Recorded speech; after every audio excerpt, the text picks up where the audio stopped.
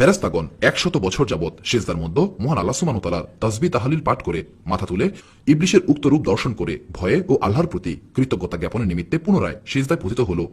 বলা বাহুল্য, প্রথম সিজদা ছিল আল্লাহর নির্দেশ পালনের জন্য এবং দ্বিতীয় সিজদা ছিল তাদের নিজেদের পক্ষ হতে মহান আল্লাহ সুবহানাহু ওয়া তাআলার প্রতি কৃতজ্ঞতা জ্ঞাপন স্বরূপ।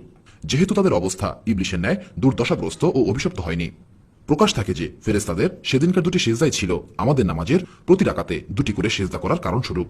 ইবলিসকে লক্ষ্য করে মহান আল্লাহ সুবহানাহু ওয়া তাআলা বললেন, পাপিষ্ঠ, তুই চিরদিনের জন্য আমার রহমত হতে দূর হয়ে গেলি, জান্নাত তোর জন্য হারাম হয়ে গেল, তুই এই মুহূর্তে জান্নাত হতে বের হয়ে যা।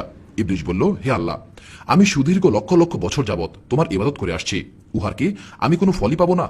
আমার জন্য এহেন দণ্ড প্রদান কি তোমার জন্য ইনসাফপূর্ণ হবে? হে আল্লাহ, আমার লক্ষ লক্ষ বছরের ইবাদতের বিনিময়ে আমি কি কিছুই পাবো না? উহা কি সব বিফলে যাবে?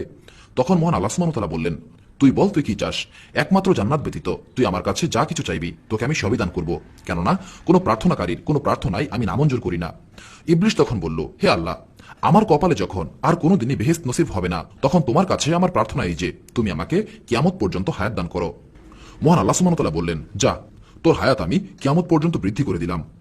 এবার ইবলিস বলল, হে আল্লাহ, আমার আরেকটি প্রার্থনা আছে, অনুগ্রহপূর্বক তুমি সেটাও মঞ্জুর করো।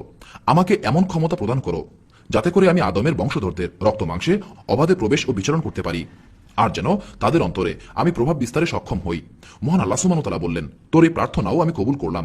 পাপিষ্ঠ ইবলিস শয়তান এভাবে মহান আল্লাহ সুবহানাহু ওয়া তাআলার নিকট হতে অসীম ক্ষমতার অধিকারী হয়ে আল্লাহকে এবার লক্ষ্য করে বললেন, হে আল্লাহ, তুমি জেনে রেখো, তোমার নামে শপথ করেই বলছি যে আদমের কারণে আমার সমগ্র জীবনের সাধনা বাতিল হয়ে গেল, আমি চিরদিনের জন্য ঘৃণিত ও অভিশপ্ত হয়ে গেলাম।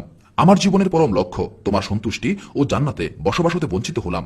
সেই আদমের প্রতি এবং তার বংশধরদের প্রতি এর চরম প্রতিশোধ না নিয়ে আমি ছাড়ব না। আমি প্রতিজ্ঞাবদ্ধ হলাম যে যুগে যুগে অবশ্যই আমি আদম বংশধরদেরকে পথভ্রষ্ট ও বিপদগামী করে আমার সাথেই জাহান্নামের অধিবাসী বানিয়ে নেব।